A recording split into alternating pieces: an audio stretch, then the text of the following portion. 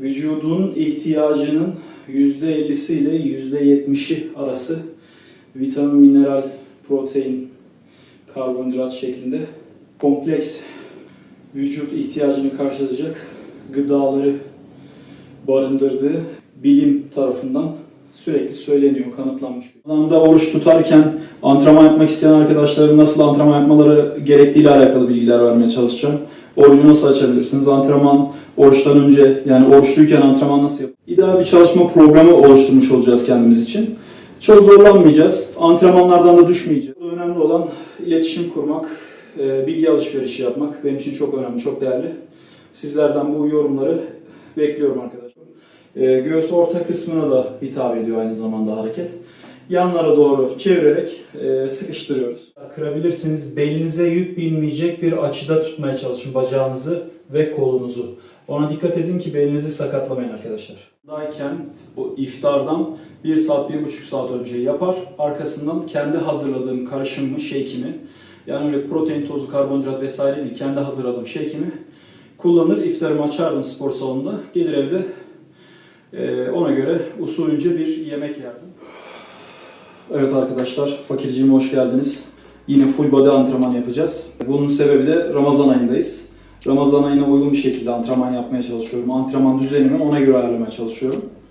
Haliyle haftada 5 gün, 4 gün, 3 gün antrenman yapmakta zorlanan arkadaşlar benim gibi haftada 2 gün minimum seviyede full body antrenmanı yaptığımız zaman bölgeleri en azından haftada 2 kere çalıştırmış olacağız, aynı bölgeleri. Set tekrarlarımızda 3x8 yaptığımız zaman ideal bir çalışma programı oluşturmuş olacağız kendimiz için. Çok zorlanmayacağız, antrenmanlardan da düşmeyeceğiz. Kas hafızasını, kasları sürekli uyaracağız. Ama bu süreç içerisinde, 1 aylık süreç içerisinde büyümeyi hedeflemeyeceğiz. Sadece burada kazandığımız kaslarımızı kaybetmemek için uğraşacağız. Antrenmanlarımıza devam etmeye çalışacağız. Bir full body antrenmanı yapmıştık zaten. Genelde bar ağırlıklı yapmaya çalışmıştım. Bunları da dumbbell ağırlıklı yapmaya çalışacağım. Geçen sefer yaptığım antrenman Ramazan'dan önceydi. Ramazan'a girmemize 1 gün 2 gün kala yaptığım bir antrenmandı. Haliyle performansım da yerindeydi, enerjim de yerindeydi. Antrenman biraz böyle yarım kalmış, eksik kalmış gibi hissetmiştim. Şimdi Ramazan'ın içerisindeyiz. Haliyle oruçluyuz tabii ki. Oruç tutabilen arkadaşlar için de konuşuyorum aynı zamanda. Şimdi dumbbell ağırlıklı bir antrenman yapmaya çalışacağım ki dumbbell genelde daha zordur bara göre. Ağırlıklarımı geçen sefer 60 kilo, 70 kilo arası tutmuştum, 60-70 kilo arası. Dumbbell'da bu kere 50 kilo ve altına düşeceğim. Zaten dumbbell'da 25-25, 27-27 şeklinde çalışmak kolay olmuyor bench press'te. Şimdi bir deneyeceğim, uzun süredir dumbbell press yapmıyordum. Dilerseniz yavaş yavaş antrenmanımıza geçelim arkadaşlar. Yine ben antrenman aralarında teknik bilgiler vermeye çalışacağım sizlere. Daha önce antrenman yapmamış ya da işte profesyonel olmayan arkadaşlar için bilgileri gene vermeye devam ediyorum. Beslenmeyle de alakalı bilgiler vermeye çalışacağım. Ramazan'da oruç tutarken antrenman yapmak isteyen arkadaşların nasıl antrenman yapmaları gerektiğiyle alakalı bilgiler vermeye çalışacağım. Orucu nasıl açabilirsiniz? Antrenman oruçtan önce, yani oruçluyken antrenman nasıl yapılır gibi vesaire vesaire bilgiler vermeye çalışacağım. Şimdi dilerseniz antrenmanımıza geçelim yavaş yavaş. Ben videoya başlamadan önce ısınmıştım. Siz de ısının arkadaşlar, çok tehlikeli olur. Şimdi bir de oruç iftardan sonra şu an saat 9-9.30 civarı. Yani iftarın üzerinden yaklaşık olarak 1,5 saat yine geçti. O şekilde antrenmanı, iftardan sonraki antrenmanı bu şekilde yapıyoruz arkadaşlar. Hemen yemek yer yemez, yani hemen yemek yer yemez antrenman zaten yapamayız. Rehavet de çöküyor, insanın üzerine ağırlık çöküyor. Hem de enerji, vücut o harcamış olduğu enerjiyi yerine getirmesi için biraz zaman vermemiz gerekiyor. Kaldı ki öyle kolay kolay da zaten enerji kazanılmıyor. Ama iftardan sonra antrenmana başlamadan önce 1,5 saat ara vermemizde fayda var. Hadi bakalım şimdi antrenmanımıza geçelim.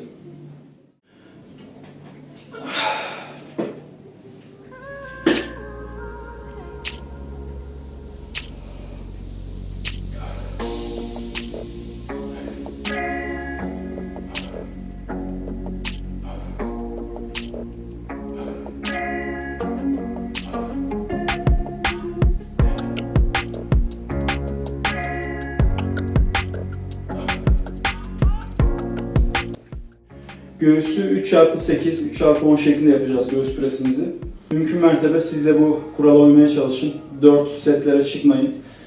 Düşmek isterseniz 2 setlere düşebilirsiniz. Bundan sonra yine ya üst göğüs çalışırız arkadaşlar ya yana açış yaparız. Bölgelerde 2 hareket yapacağız yine ve farklı bir bölgeye geçeceğiz. Hadi bakalım. Evet arkadaşlar, göğüs antrenmanının pres kısmını bitirdik. Şimdi fly yapacağız. Bunu da 3x10, 3x8 şeklinde yapacağız. Fly'da benim yaptığım hareket siz de takip edin arkadaşlar. İçeriye doğru hareketi çeviriyorum. Göğüs yan kısımlarını sıkıştırmaya çalışıyorum. Göğüs orta kısmına da hitap ediyor aynı zamanda hareket. Yanlara doğru çevirerek sıkıştırıyoruz. 3x10 yapacağız. Sonra sırt antrenmanında görüşmek üzere diyelim. Hadi bakalım.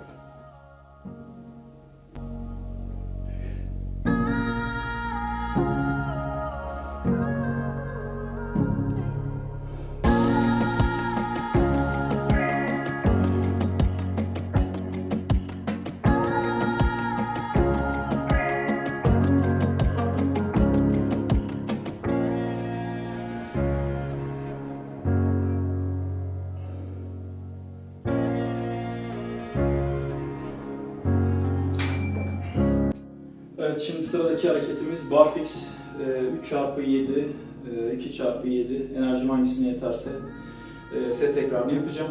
Arkasından farklı bir sırt hareketi yapacağız. Barfix'i çekemeyen arkadaşlar için daha önceki videoda da söylemiştim. Eğer bir arkadaşı varsa yanında ayak bileklerinden tutarak yardım etmesini istesin. Uzun soluklu bir gelişim olmasını istiyorsa yine arkadaş ayak bileklerinden tutacak. Sen el arabası pozisyonda, askerlik yapan arkadaşlar bilir bunu.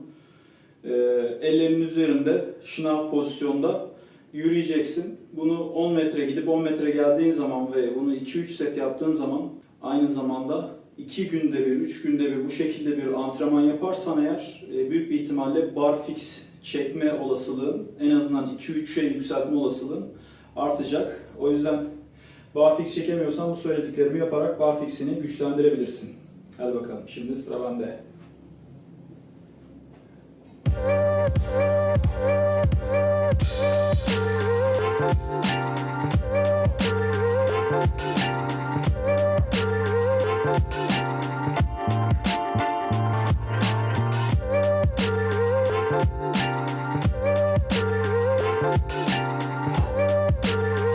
O kadar da yorulmamışız demek ki. Gerçi daha Ramazan'ın başlarındayız ama 7 tane rahat çıktı. Bir 7 daha çıkartır büyük ihtimalle.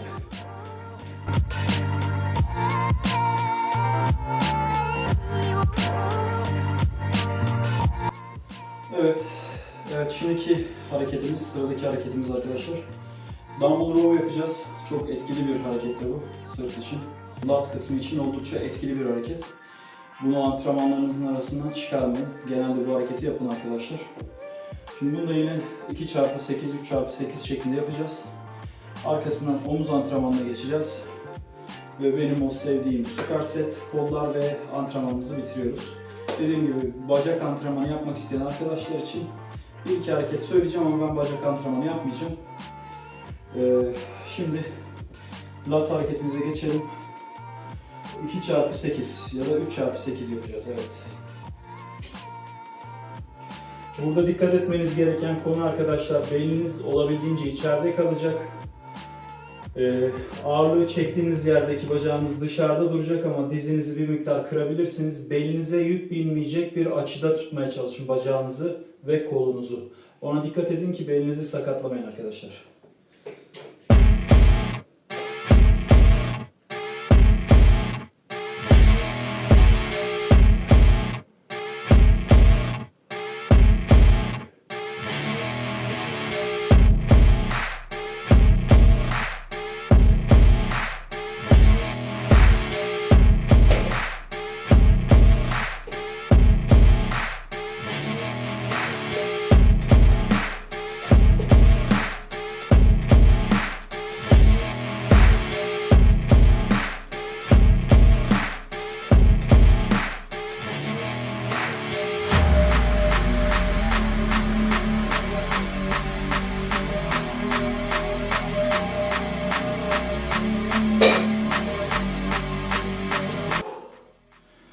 Şimdi sıradaki hareketimiz omuz press, shoulder press yapacağız.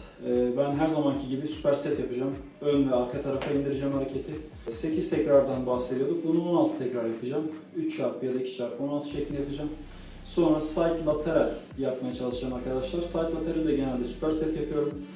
Burada da Ramazan'da olmamıza rağmen omuzlara yine yüklenmeye çalışacağım. Siz de eksik bölgenize yüklenebilirsiniz arkadaşlar. Şimdi dilerseniz harekete geçelim. Daha önce superseti nasıl yaptığımı görmeyen arkadaşlar da takip etsinler. Güzel bir hareket. Omuzlara çok fazla yarıyor diyelim.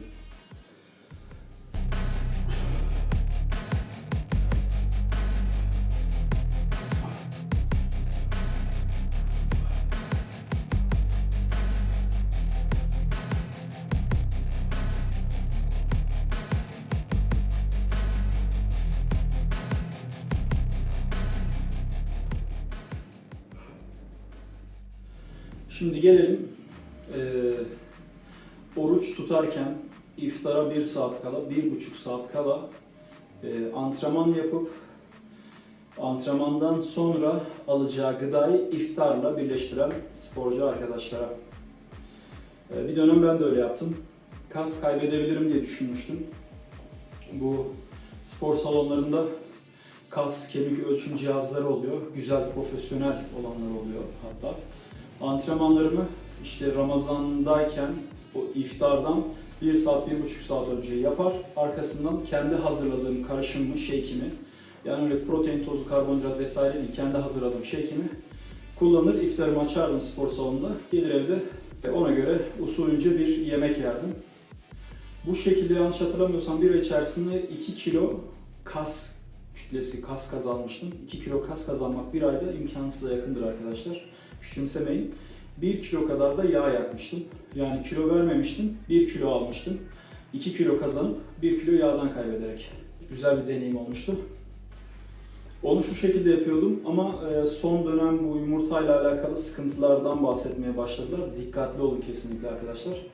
Ben 1 litre sütün içerisine 2 tane yumurta kırıyordum. Böyle sarısını beyazını ayırmadan direkt 2 tane yumurta kırıyordum içerisine. Bir miktar kakao atıyordum. Bir miktar şekerlendiriyordum ki tansiyonum düşecek oluyordu çünkü. O tam açlığın son dakikaları olduğu için, son saatleri. İçerisine muz katıyordum. Güzel bir karbonhidrat olsun diye aynı zamanda. Bazen pekmez ekliyordum şeker yerine, bazen bal ekliyordum yine şeker yerine.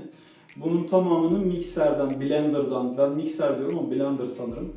O çok hızlı dönem var ya, sürekli mikser diyorum ben ona. Onda 1-2 dakika karıştırdığınız zaman yumurta vesaire tamamen içerisinde karışıyor. Zaten kakaolu puding gibi bir shake'e dönüyor. Protein, karbonhidrat değerleri gayet güzel, muazzam. Ve antrenmandan hemen sonra hem antrenmanın vermiş olduğu açlık, kaslardaki açlık, hem orucun vermiş olduğu açlık, içtiğiniz o 1 litre sütün içerisindeki proteini, karbonhidratını, her şeyini sentezliyordu, parçalıyordu bildiğiniz. Sonra aynı zamanda gelip evde normal yemeğimi yiyordum, işte kırmızı etimi yiyordum, karbonhidratımı almam gerekiyorsa karbonhidratımı alıyordum. O şekilde bir ay geçirmiştim. İşte söylediğim gibi 2 kilo kas kazanmıştım. Size de bu şekilde tavsiye ederim. Yanına ne yapabilirsiniz? İşte fındık, fıstık, kaju, badem vesaire, ceviz, bunları da böyle bir avuç şeklinde götürebilirsiniz. O esnada sütle birlikte tüketebilirsiniz. Bu da gayet sağlıklı olur sizin için. Omuzda son seti de yapalım. Arkasından side lateral, yana açış yapacağız arkadaşlar. Şimdi side lateral yapıyoruz. Side lateral'i yaparken yukarıda 1 saniye kadar beklemenizi istiyorum arkadaşlar. Bu omuzlara yeterli direnci uygulayacak, kaslarınıza yeterli direnci uygulayacak. Kas gelişiminizi hızlandıracaktır. En azından o süreyi birazcık bekleyerek geçirin. Zaten o hareketi yapacaksınız. Yaparken fazladan kas kazanmış olun. Dirseklerinizi söylediğim gibi kırık tutuyorsunuz arkadaşlar. Barları, dumbbellları yan taraftan alıyorsunuz. Ön taraftan çekmiyoruz. Yan taraftan alıyoruz. Yan tarafa da komple böyle indirmeyin arkadaşlar. Kendinize değmesin. Yani hafiften, şu şekilde hafiften kenarlarda beklerse kaslarınız hareketten çıkmaz. Sürekli gergin kalır. Bu da ekstradır sizin için. Ekstra hareket yapmış olursunuz. Şimdi başlayalım harekete.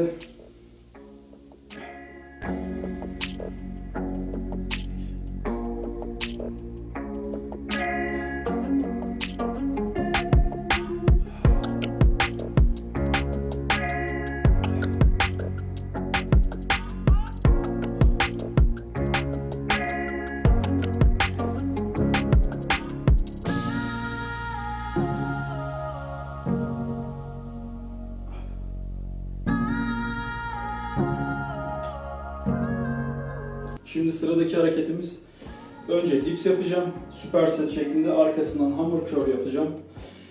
Kolları superset ile bitireceğim arkadaşlar. Dips, hammer, 2x8, 3x8. Arkasından da uygun bir hareket eklemeye çalışacağım. Takipte kalın. Dips'i yaparken alt göğsümüz çalışıyor. Baştaki bench press'i desteklemiş olacağız. Zaten triceps yapmak istiyoruz. Tricepsimiz çalışıyor. Omuzlarımıza dolaylı yollardan etki ediyor hareket. Omuz antrenmanında yapmıştık. Yani böyle dips'le karma bir hareket yapıyormuş gibi, bütün hareketleri birer set daha yapıyormuş gibi düşünebilirsiniz. En azından pasif de olsa o bölgeleri çalıştırmaya devam edeceğiz. Hadi bakalım.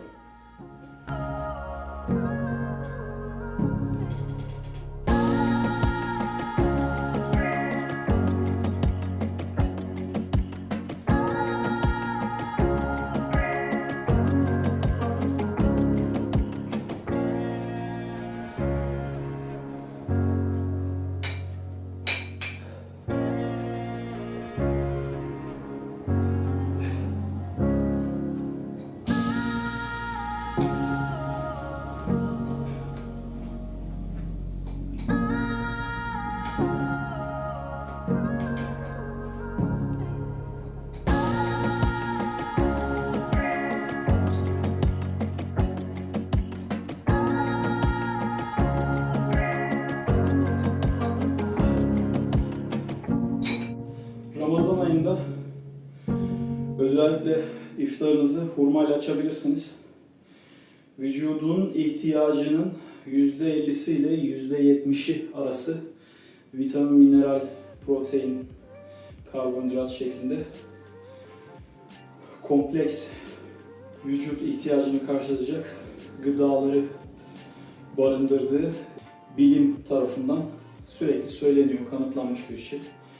O yüzden vücudun gün boyu eksikliğini hissettiği gıdayı hurmayla verebilirsiniz arkadaşlar. Arkasından normal iftarınızı açabilirsiniz. Zaten sünnettir, biliyorsunuz. Sünnetin yanlışı olmaz. Ne kadar faydalı olduğunu zaten hurmayı araştırırsanız anlarsınız. Tavsiyemdir, hurmayla açın iftarınızı. Şimdi son süpersetimiz, biceps, triceps ve kol antrenmanında son süpersetimizi yapacağız. Kabloyla Fransız çekiş yapacağım arkadaşlar. Biraz ters bir hareket yapacağız bir kere. Arkasından da konsantrasyon curl yapıp bugünkü full body antrenmanımızı bitireceğiz. Umarım buraya kadar antrenman şekli, teknikleri hoşunuza gitmiştir arkadaşlar. Antrenman programının içerisine eklememi istediğiniz hareketler olursa eğer, evet hocam bu burada çok işe yarar, isterseniz bir deneyin demek istediğiniz hareket olursa eğer yorumlara yazmayı unutmayın arkadaşlar.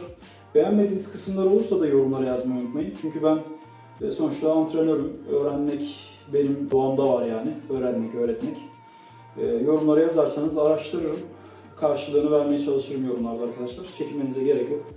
Kimseyi terslemiyorum zaten yorumlarda. Biraz okursanız yorumları anlarsınız benim tavrımı. Burada önemli olan iletişim kurmak, bilgi alışverişi yapmak benim için çok önemli, çok değerli. Sizlerden bu yorumları bekliyorum arkadaşlar.